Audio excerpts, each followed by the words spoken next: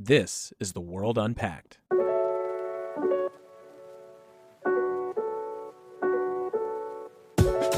It's Doug, your host, and welcome back to the show. The problem of disinformation has been with humanity forever. Since the moment we could speak to one another, we've been telling each other lies. It's a foundational aspect of individual and group psychology to believe things that reaffirm our assumptions or prejudices. Around 100 years ago, a man named Edward Bernays professionalized the way information and disinformation is used on behalf of commerce, war, and politics.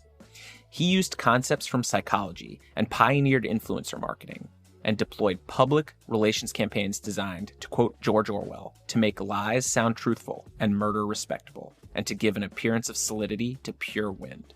The information landscape that Bernays disrupted lasted with more or less the same information delivery systems and rules until the end of the 20th century. You had trusted media outlets, high-quality local media coverage from newspapers, and a relatively limited number of radio and television news sources. But then came the internet and social media, and change and plummeting public trust in virtually all institutions. Into this new information environment jumped Russian trolls, the big lie, COVID skeptics, violent Hindu nationalists, QAnon, and hundreds of more propagandists creating real-world consequences from digital influence operations. How do we stop the insanity? Joining me today to answer that question is Alicia Wanless, director of the Partnership for Countering Influence Operations. Her path-breaking work at Carnegie is creating an entire new field of research, building a foundation of knowledge and data upon which real policy changes can come, to arm ourselves and the world against disinformation. Here we go. Alicia, welcome to the show. Thanks for having me, Doug. So you're the director of the Partnership for Countering Influence Operations here at Carnegie. What is that? It is a multi-stakeholder initiative that aims to foster evidence-based policymaking to counter threats within the information environment. Okay, that was a pretty fancy answer. Let's try to break that down a little bit. Let's start with what an influence operation is. So an influence operation is the organized attempt to affect an audience or an outcome. Usually this is done by more than one actor using more than one tactic over a longer period of time. Okay, so an example of that would be the Russian effort to support the election of Donald Trump, for example. Yes, that would be one example of an influence operation. They can be very deceptive on one scale and be run by an adversary of a country onto the audience of another. But they can also be good and for the benefit of society, like public health awareness campaigns. The problem that we have currently in dealing with these things is that we don't have a lot of lines in the sand between what is an acceptable action and what is not. So part of your work, to go back to the title of your group here, which is the Partnership for Countering Influence Operations, countering, let's focus on that. What needs to be done? How are you looking at countering the influence operations that aren't sort of decided to be positive? That is a very good question, Doug. We have been running this project for the last 2 years. In the first year that we were working, we did a lot of meta studies to try to understand what was being done by whom to counter influence operations. And what did we really know about the phenomenon, and what did we know about the impact of interventions? After about 7 of those studies, it turns out that we actually know very little. We don't really know much about how the information environment works as a system. There's very little analysis about how things like influence operations pass through different types of platforms and into media, and how different types of actors are engaging with them within the context of the information environment. We don't know very much about the measurable effects of things like influence operations, including tactics like disinformation, particularly when they're run over digital media platforms. And we know even less about the impact, much less the efficacy of interventions to counter things like disinformation and influence operations. The most research that is from the academic community tends to be on things like fact-checking, disclosures, and pre-bunking. We know very little about the impact of interventions made by digital media platforms. And when they have disclosed that they've done tweaks to their platforms, the last time we looked, about a year ago, 8% of those public disclosures mentioned efficacy without providing much further information. So to put all that into context, we don't really know what the impact overall in the information environment is of things like content moderation and deplatforming, like total removal of certain actors from a platform. It could be like introducing cane toads into Australia to deal with a pest. It may deal with the specific problem in front of the farmer, but the longer term implications for the continent were really quite bad. So we need to speed up research in this space. I've heard you use this analogy about the cane toads before, and it's so interesting how you draw a parallel between, doing something in an ecological setting that has maybe a short-term gain, but a huge long-term consequence, and the information environment. But before we get into some of those other concepts and ideas, I want to ask, who are the key stakeholders? You're a partnership, right? So who are the key stakeholders you're trying to bring together as the sort of foundation of understanding disinformation campaigns? Yeah, so the information environment is obviously very broad. And there are multiple actors who are capable of intervening or doing something about different aspects of the problem.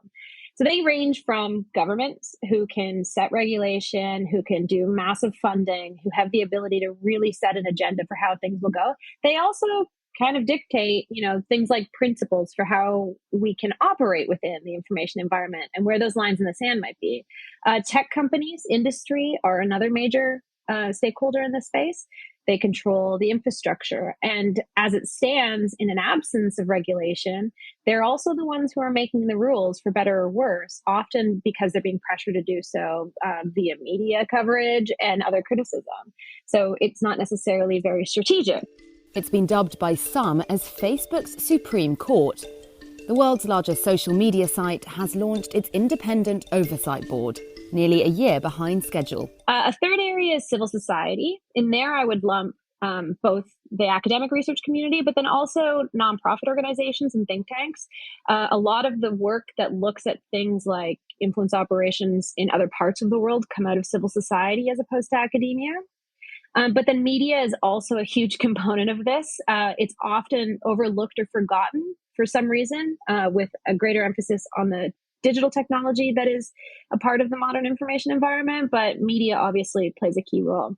Then there is the monolith of the average people who we're not necessarily trying to engage, but the audiences are generally forgotten because, again, we're not looking at this as a system. And within that, I would add a subgroup that is one of the biggest problems for polluting the information environment, but it's like an elephant in the room, and that's politicians. Almost always domestic politicians who are polluting the information environment and sowing distrust for their own gain to get power. So it's very complex. Now, the partnership itself, when we started out, initially we tried to bridge the divide between industry and researchers to start, and have subsequently moved beyond the civil society research community of academia and civil society and think tanks and industry and into government. And the one example in which that is perhaps more practical to explain is our response in trying to ensure the integrity of the Ukrainian information environment. That's a great project, and we can talk about that a little later. I want to stay at the 30,000 foot level here. Influence operations, propaganda, disinformation, none of this is new. I mean, since human beings could talk to one another, there's been disinformation. It seems like all of a sudden, for me, I would point to 2016, but it's probably, built up to that point as well. What was sort of anodyne propaganda has now become like a dangerous threat to democracy, to huge groups of minorities in countries all around the world, to, stocks, look at what happened with GameStop, for example. These are having huge disruptive effects. So what's changed? Why is this sort of suddenly become supercharged? Humans tend to respond to events in the last thing that just happened. So I think that there's a little bit of that, right? There's sensationalism that makes it something that becomes something we see everywhere. If we step back, the information environment, which I'm just going to give a definition, sorry, Doug, is the space where humans and machines process and share information to make sense of the world. That can include a whole variety of things, from ideas to words to videos, pictures. And that information moves to the information environment via channels like social media, but also television, radio, and peer-to-peer in person. And that has always existed as long as humans have communicated. But every time we introduce a new technology, it adds an additional complication, and there seems to be some follow-on effects. And in this current age where we are now experiencing the last decade or so after introducing web and then social media, what we're seeing is that one, that information can now move faster and farther than ever before. A greater number of people were enabled to be able to engage with that information meaningfully, but also to obfuscate their identity in novel ways. And this was all happening at a time when using that technology was generating more data on people that could then be used in turn to run influence operations on them. And so this has kind of made this a bigger, perhaps more pressing immediate concern. It has always been a concern. And one of the reasons why we're on such a back footing with this is because we really haven't got a handle of the information environment, the system in which it's occurring, to be able to find those patterns and get ahead of it. All right. So you mentioned big data. We're talking a lot about social media platforms where people are communicating a lot, where disinformation is polluting the ecology, information ecology, the information environment. They obviously have an important role to play here. How do you think about tech companies and their role in combating disinformation? It's a bit complicated. I think that at this point in time, the one point of intervention that we seem to be having at all is with big tech. They are the only spot where we're trying to make a difference or force them to make a difference. I think that might be a bit problematic in the long run because we're treating this as if it was a technological problem. Yes, technology can exacerbate existing underlying conditions, but fundamentally, issues like disinformation and bad influence operations are fundamentally human. We are susceptible to it. We also seem to like a junk diet of information. We want to be entertained, and we are easily swayed by our own biases. So again, while technology makes it worse, I don't think a tech solution exists to stop us from, on one hand, having actors who are going to engage in it and audiences who are going to willingly consume it. Let me push you a little bit on this. We saw the development of radio. We saw, and obviously you can talk about the War of the Worlds, and people thought aliens were landing, right, as a high-profile instance of accidental disinformation. Orson Welles. We know now that in the early years of the 20th century, this world was being watched closely by intelligences greater than man's, and yet as mortal as his own. Television, another revolution, right? I'm a child of the 80s and 90s. Everyone told me it was rotting my brain. Maybe it did. Who knows? It seems like humanity sort of absorbed these with less bumps than currently we've seen with social media. What's your view on that? I actually don't think that it was fewer bumps in terms of adopting other technology. So I'm just coming off of finishing a very long research paper looking at the information environment in 5 case studies throughout time. And what it looked at was the period following the introduction of a new technology that changed fundamentally how humans engage with information. And we see similar patterns happen every time some new technology comes in that is so different. We had the same problem after the printing press was introduced. Typically what happens is the new technology comes in. It enables a greater number of people to be able to engage with information that maybe hadn't before.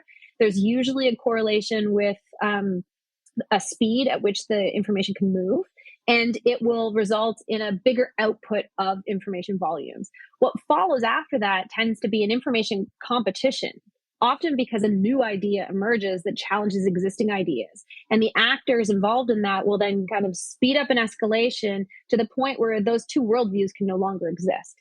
Along with that comes information flooding. So both sides will engage in trying to get their messaging out at an even greater rate and speed, but also information pollution, whereby people are engaging in disinformation, low quality content, as well as abuse and things like this that degrade the overall environment.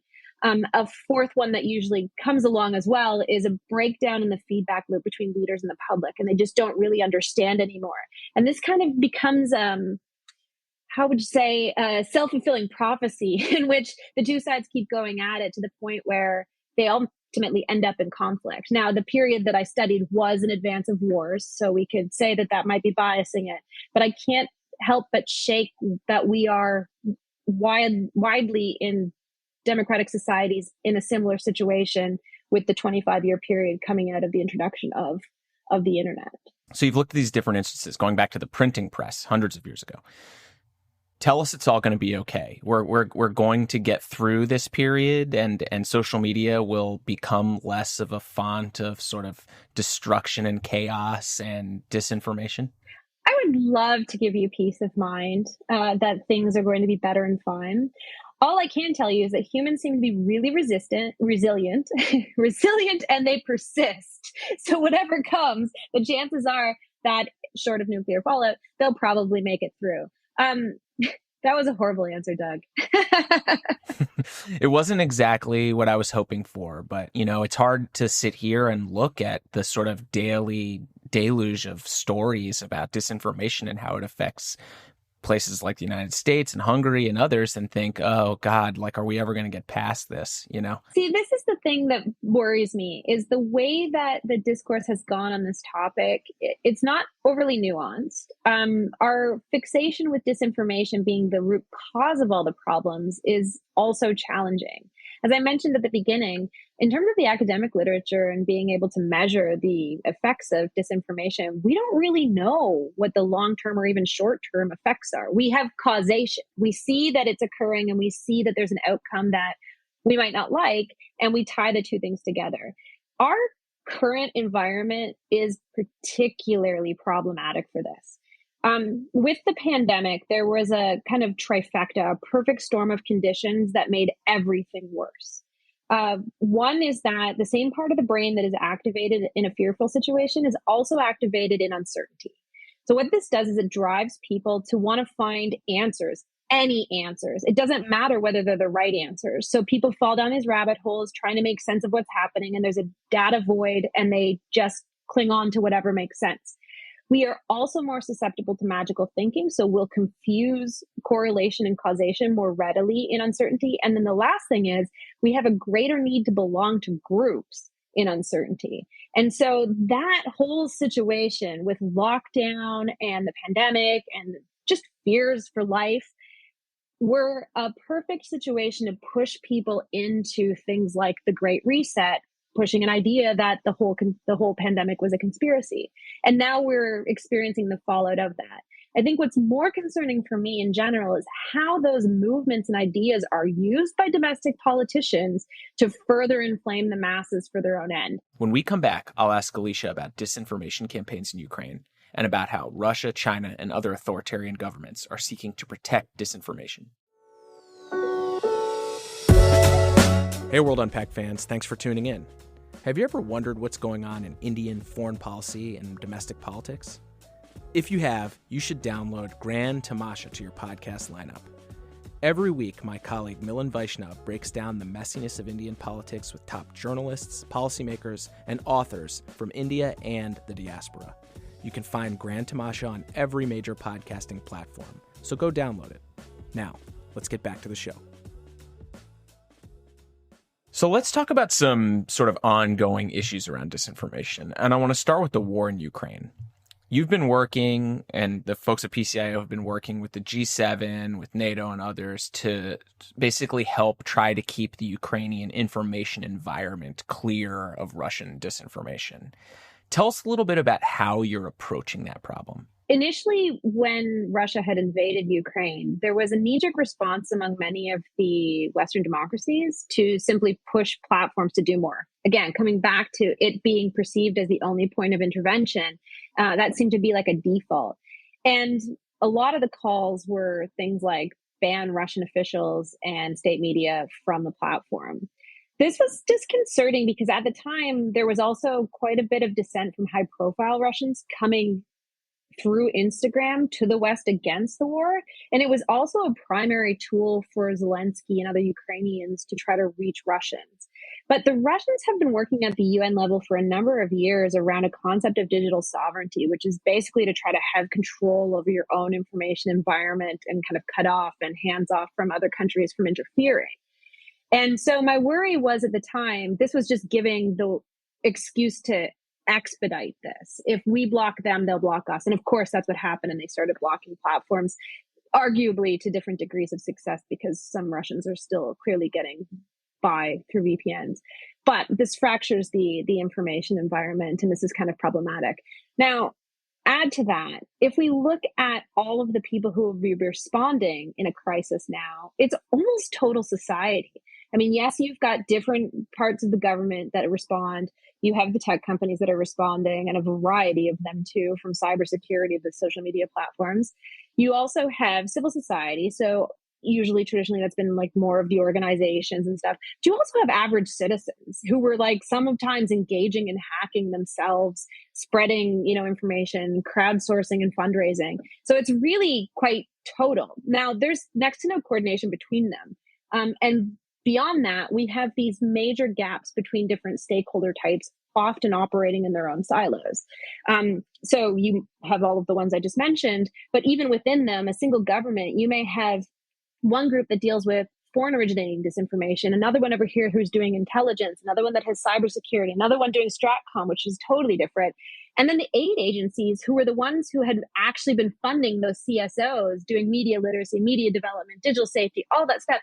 And that's completely disconnected within a single government often, forget across the board.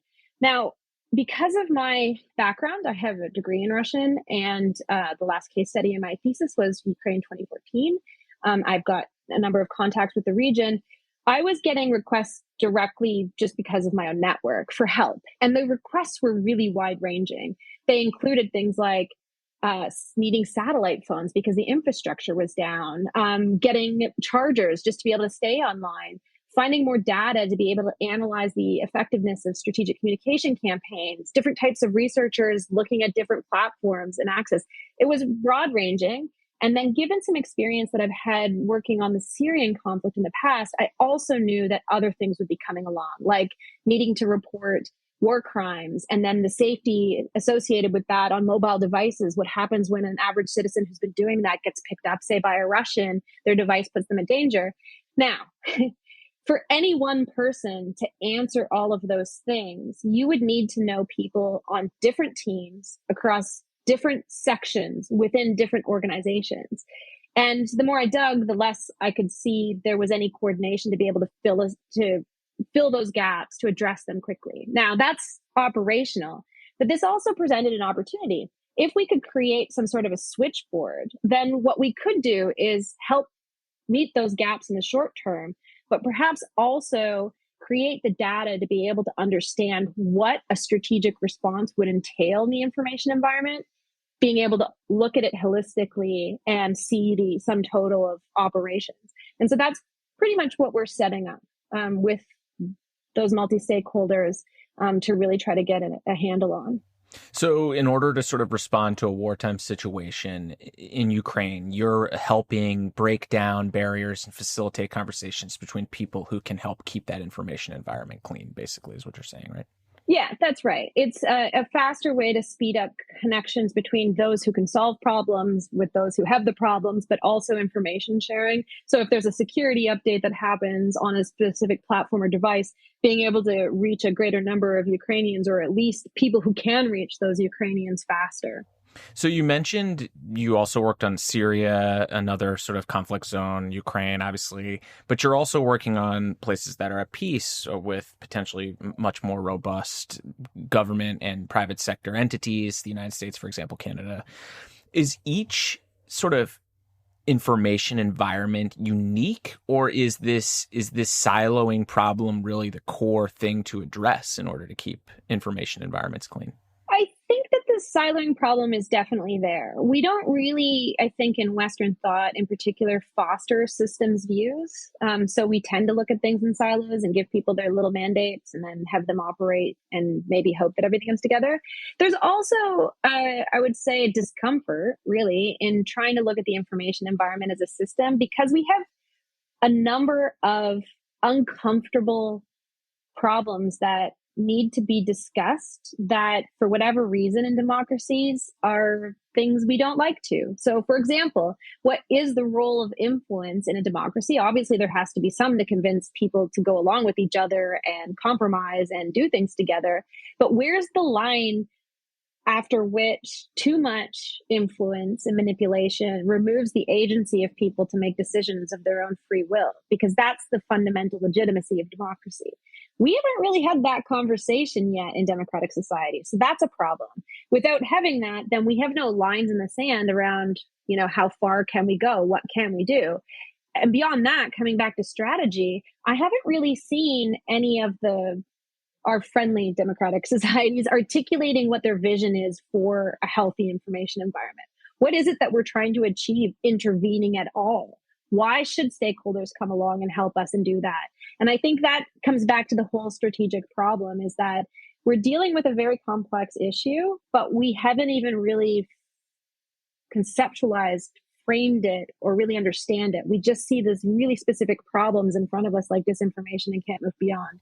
So you talk about democracies sort of failing or not really trying in the proper way to address the problem of disinformation. But there are plenty of countries out there, Russia we've talked about, China, Iran, others, who view the proliferation of disinformation as a potential strategic, tactical tool in their toolbox to maintain control domestically, to influence geopolitics. How are they seeking to sort of protect disinformation and the opportunity to use it? So I would say, they see using disinformation so long as they can control it and it suits their own interests. Countries like Russia and China have number one, a far more systemic view or understanding of the information environment. They're seeing it as a sum total. They're not necessarily breaking it down into parts and not looking at that bigger picture. At the same time, their approach to it is greater control of it. So how can they control the media outlets? How can they control things like social media? How can they control the narrative? How can they police content? It's very heavy-handed in the longer term. I wouldn't recommend it as a strategy for any country. It's very difficult to maintain over time, and all things can fall apart. At least that's what I've seen from starting from the from the Peloponnesian War to the Ukrainian War in the thesis. Now, what's more disconcerting is that, okay, fine, that's a model. That is one model. In fact, it's probably the only articulated model at this point. They're actively, especially Russia with other countries, actively promoting this at the UN level to try to encourage other countries to adopt. So last November, Pakistan with Russia and some other non-democratic countries put forward a resolution on disinformation at the UN, calling on the Secretary General to solicit inputs from member states on best practices for counting disinformation. The challenge here is that the wording of that document really puts it firmly in the governments to take control of tech companies, not much in the middle around civil society or how that would work. Given that Western democracies haven't articulated a model for themselves that would work in the context of democracy, the model of control is the only one that exists. And so what will happen is that these countries in between will simply go with what works out of fear of the problem out of fear of doing nothing. And we see this already happening in a country like India. So democracies are either not looking at this properly or doing a bad job. Authoritarian states are using the United Nations to protect disinformation and control tech companies. Sounds pretty bad. I have to assume you've got some sort of idea about how we can do better, maybe, deal with this problem in a sensible way. Low-hanging fruit, I would strongly encourage at the G7 level and other democracies to come together to articulate some basic principles. They don't even have to be, too great at this point, but let's agree on some fundamental things like, do we agree that a country should have the freedom to not have external manipulation of their information environment or covert manipulation? And then they have to live by those. We can't just say those and have them for one other group and not for us, because that also isn't very palatable for all the countries somewhere in between. We do need to speed up research to understand the information environment and the impact of interventions, especially before we run off introducing ones that are really geared at control. To my mind, there's only one way to do this at this point. The field that has been researching things like disinformation and aspects of the information environment has been very piecemeal, and it's very inefficient. What I mean is that, number one, project funding for research is very project-based, so it's not necessarily building on each other. and it doesn't bring researchers together necessarily. But also, the cost of engineering is extremely expensive. So what we have now is an inefficient approach where different research centers are trying to build their own data pipeline that doesn't ever really get reused again either. So we're doing things in piecemeal, not coming together. I'm not sure I'll get this analogy right, so you may have to cut it. So I'll put some breaks. My partner in developing a concept for a bigger research institute, Jake Shapiro, likes to use the analogy of building telescopes. If we want to see deep into outer space, having each person build a small little telescope in their backyard isn't going to get us there. What we need is to be able to pool resources to build something much larger to be able to see deeper into space. We need the same when it comes to researching the information environment. There are a lot of people out there who think that the model of social media is part of the problem, or maybe the central problem. Elon Musk famously is sort of heretical about the way in which Twitter was run, and the fact that Donald Trump was banned, for example. He's sort of got the libertarian bent, right, on content moderation, right? It should just be a free-for-all. My strong intuitive sense is that having a public platform that is maximally trusted and broadly inclusive is extremely important to the future of civilization. But you've described yourself. I don't care about the economics at all. There are others who believe that, everybody who says any disinformation should be deplatformed. I'm wondering how you see the role of the rules of the platforms, not only on disinformation, but on how people engage with them. I don't know how much I have a personal view on that. I think there's many ways you can look at it. One is that they're private companies, and as long as a law is not broken, they can technically create whatever community standards and policies they see fit, which, as Musk was arguing, could just be only around things that are codified in law and you can't do. The challenge with that is there's a lot of bad things humans do that are just not very nice. And the internet is kind of like a distorting mirror in which it reflects all of the things that humans were and makes it worse, bigger, faster. And as a woman online, I would say that the experience can be quite disconcerting. And bordering to not safe. And so the platform policies that get put in place are things that do try to deal with some of that. I worry that because we've left it pretty much to companies as a society to figure out, and then just push them when events happen to do more without really saying what more is half the time, that we've put ourselves in a very bad position in which civil society isn't really engaged in determining what those rules might be. So I would come back to, again, the environment analogy is that we all live in the information environment. We might not be able to control all of it because some people have bought up land and are using it inappropriately, and other ones are just polluting it for their own gain or whatever. But there is a common good. It doesn't mean that it's a common space that we all own, but because it affects each of us, we need to be looking at it like that bigger system. And then I think as a multi-stakeholder group, as a society, determining what those rules should be. I think I'm a little bit worried that we've hit a threshold whereby that's no longer possible because we've fallen into essentially camps of worldviews that are incompatible and will prevent us from being able to even come up with those lines in the sand now. Alicia, I appreciate you taking the time to come on. The internet is a dark and scary place, but thankfully you and your colleagues at PCIO and elsewhere are looking at how to make sure it's a little bit better. Thanks for having me, Doug.